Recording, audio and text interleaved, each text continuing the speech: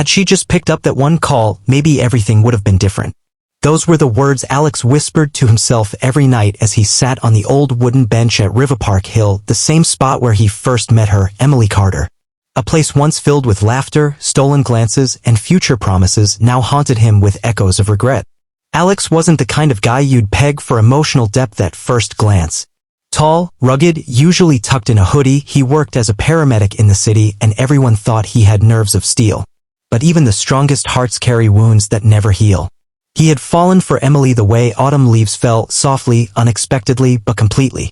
They met at a charity run 5 years ago. She'd twisted her ankle at mile 3 and Alex, volunteering on standby, had helped her to the medical tent.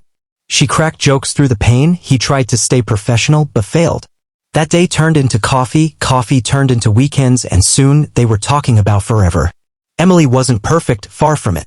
She was a writer, a dreamer, messy, impulsive, and had a knack for forgetting things, keys, appointments, even her own phone sometimes. But she had a fire in her. She could turn a rainy Tuesday into poetry. And Alex, he anchored her. They were chaos and calm in balance, until the day it all began to crack. Emily had been offered a 6-month fellowship in London, an opportunity to work with an acclaimed author she idolized. She was thrilled, but Alex, not so much. He didn't want to be the selfish boyfriend, but deep down he feared losing her. Not to someone else, but to a dream that didn't include him. Their last night together before she left was strained. He tried to be supportive. She tried to convince him it was only temporary. But unspoken fears hung heavy in the air. "I just need you to believe in me," she'd said quietly, clutching his hand. "I do. I'm just afraid," he replied, barely audible. They kissed goodbye at the airport, but it felt more like a cliffhanger than a promise. For the first few weeks, things were okay, texts, video calls, voice notes. But slowly, the distance crept in. Calls became missed. Messages went unanswered for hours. The time zones didn't just divide their clocks, they divided their hearts. Then came that night. Alex had just finished a double shift. It was raining hard and the city was quiet, eerily quiet. He sat in his car, drained, when his phone rang. Her name flashed across the screen, Emily.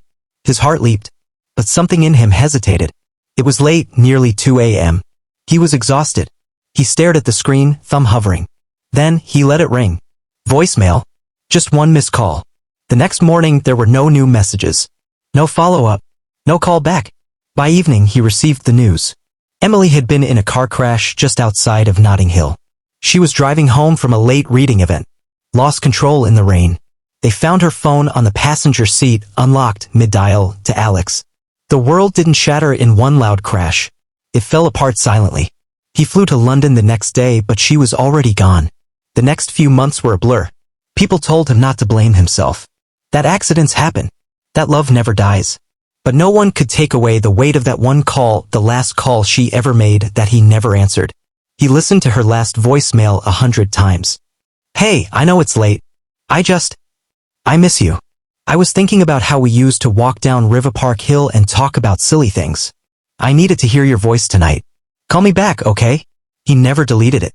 Over time, Alex stopped being a paramedic. He couldn't handle the sirens anymore. He started volunteering with road safety campaigns, using Emily's story to raise awareness. He visited schools, community centers, sometimes just stood outside crosswalks to talk to people. He became obsessed with the idea that maybe, just maybe, he could save someone else even if he couldn't save her. It took years for Alex to learn that grief doesn't vanish, it evolves. He wrote a book eventually titled The Last Call She Never Answered. Not a story about death, but about moments. How one small hesitation can hold a lifetime of meaning. In the final chapter, he wrote, "Sometimes love doesn't come with a warning sign. It comes with laughter, with chaos, with forgotten texts, with goodbyes you think are temporary. If someone calls you, answer. Not because it might be the last, but because it might be the one that matters most." Today, Alex still visits River Park Hill every year on the same day, October 4th. He brings 2 cups of coffee. One for him. One for her. He talks. Tells her about his life. The people he's helped. The kids who ask questions.